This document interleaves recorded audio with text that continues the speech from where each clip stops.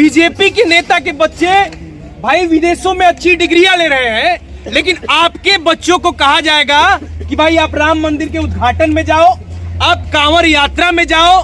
तो D reservation वही है कि जिन ओबीसी, एससी, एसटी और पीएच कोटे के पदों पे एनएफएस लगा दिया जा रहा है, उन पदों को अब सीधे सीधे यूआर कैटेगरी द्वारा भर दिया जाएगा। और जो ये मनुवादी बीजेपी सरकार का सांप्रदायिक एजेंडा है, संस्थानों में एक तरफ पूरे देश के जितने भी संस्थान है उसका भगवाकरण, मनुवादीकरण करना है, और दूसरी तरफ किस तरीके से निजीकरण करना है। जो आरक्षण के खिलाफ इनका जो एक मुहिम है, इस आरक्षण के खिलाफ मुहिम में हम इनको मात दें। अभी कुछ दिन पहले यूजीसी ने एक नोटिफिकेशन दिया, जिस नोटिफिकेशन में डी रिजर्वेशन की बात की गई। डी रिजर्वेशन की जो बात है उसको अगर एक लाइन में हम समझाने का प्रयास करें तो डी रिजर्वेशन वही है कि जिन ओबीसी, एससी, एसटी और पीएच कोटे के पदों पे एनएफएस लगा दिया जा रहा है, उन पदों को अब सीधे सीधे यूआर कैटेगरी द्वारा भर दिया जाएगा। ये बेसिकली पूरा मामला है। दोस्तों, हम देखते हैं कि इस देश के उच्च शिक्षा संस्थानों में 2007 के बाद से ओबीसी आरक्षण लागू होता है। ओबीसी आरक्षण ऐसे 1991-92 में आ गया था मंडल कमीशन के बाद से। दोस्तों, ये जो पूरे ब्राह्मणवादी लोग हैं, मनुवादी लोग हैं, जिनका कब्जा इस देश के संस्थानों पे है, जब इन लोगों से बहुजन तबके और बहुजन आइडियोलॉजी, भगत सिंह विचारधारा वाले लोगों का जब एक बहस होता है, प्रतिरोध होता है, जब इनको लगता है कि इनके तर्क हमारे सामने नहीं टिक पाएंगे, हम इनके सामने खड़े नहीं हो पाएंगे, तब ये ऐसी ऐसी पॉलिसी लेके आते हैं। दोस्तों, हम इन्हीं के महाकाव्यों में पढ़ते हैं, इन्हीं के हम ग्रंथों में पढ़ते हैं कि एकलव्य का अंगूठा काट लिया गया। एकलव्य चूंकि अर्जुन से तेज तीर मारता था, एकलव्य चूंकि अर्जुन से आगे जा रहा था, इसलिए उसका अंगूठा काट लिया गया और उसे दबाने का प्रयास किया गया। दोस्तों, ये परंपरा आज तक चलती आ रही है। अभी आप देखिए कि दिल्ली विश्वविद्यालय में एक प्रोफेसर थे जाकिर हुसैन कॉलेज में, लक्ष्मण यादव। आखिर उनको क्यों निकाला गया? उनका सिर्फ यही गुनाह था कि वो अपने क्लास के बाहर विश्वविद्यालय में क्रिटिकल थिंकिंग को प्रोत्साहित कर रहे थे, बढ़ावा दे रहे थे। या जो संघी मनुवादी लोग हैं, इनके हाँ में हाँ ना मिला के, बल्कि इनके आंख में आंख मिला के इनसे सवाल करने का काम कर रहे थे।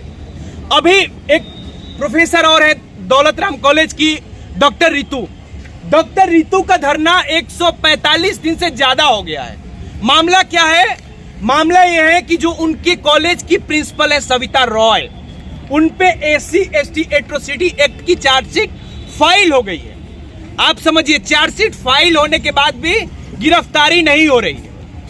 जो लोग शोषण करने वाले हैं, जो लोग अन्याय अत्याचार करने वाले हैं, वो सत्ता की कुर्सी पे बैठ के मजे कर रहे हैं, और जो लोग लड़ने वाले हैं, पढ़ने वाले हैं, जो वास्तव में इस देश को लोकतांत्रिक बनाना चाहते हैं, जो वास्तव में एक वैज्ञानिक साइंटिफिक टेम्परामेंट के साथ धर्मनिरपेक्ष एक देश को चलाना चाहते हैं, जहां पे हर धर्म के लोग, हर जाति के लोग रह सके, बातें कर सके, उन लोगों के खिलाफ लगातार यह मनुवादी लोग एक माहौल बना रहे हैं। और जहां से भी हो सकता है, जैसे भी हो सकता है, इनको भगाने का, वो संस्थानों से भगाने का काम कर रहे हैं, जो लोग भी इनसे सवाल कर रहे हैं। दोस्तों, दूसरा जो सवाल हमारे अपने लोगों से खुद है कि जो हमारे समाज के एससी, एसटी, ओबीसी तबके के लोग हैं, जब यही सांप्रदायिकता की बात आती है, जब मुसलमानों को मारने की बात आती है, तब यही लोगों को आरएसएस कच्चे माल की तरह यूज करता है। मुसलमानों को मारते समय यही ओबीसी, एससी, एसटी के लोग आगे रहते हैं। आप देखो, बीजेपी के नेता के बच्चे कहां पढ़ रहे हैं? बीजेपी के नेता के बच्चे भाई विदेशों में अच्छी डिग्रियां ले रहे हैं, लेकिन आपके बच्चों को कहा जाएगा कि भाई आप राम मंदिर के उद्घाटन में जाओ, आप कांवड़ यात्रा में जाओ, आप अपने घर के बगल या अपने गांव के बगल में जो एक माइनॉरिटी समुदाय है उसके प्रति आप नफरत फैलाओ, उसके प्रति आप दंगा करो।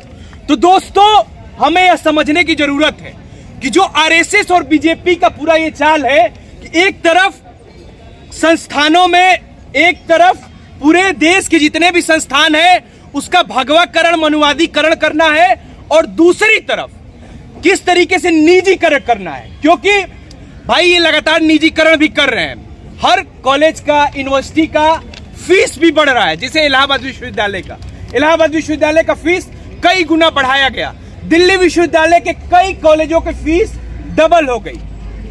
भाई ये करना क्या चाहते हैं? बेसिकली ये करना ये चाहते हैं कि भाई एक तरफ फीसें बढ़ाओ ताकि जो इस देश का कमजोर तबके का बच्चा है, जो इस देश का लोअर क्लास का बच्चा है, वो बच्चा विश्वविद्यालय में पढ़ने ना आ पाए।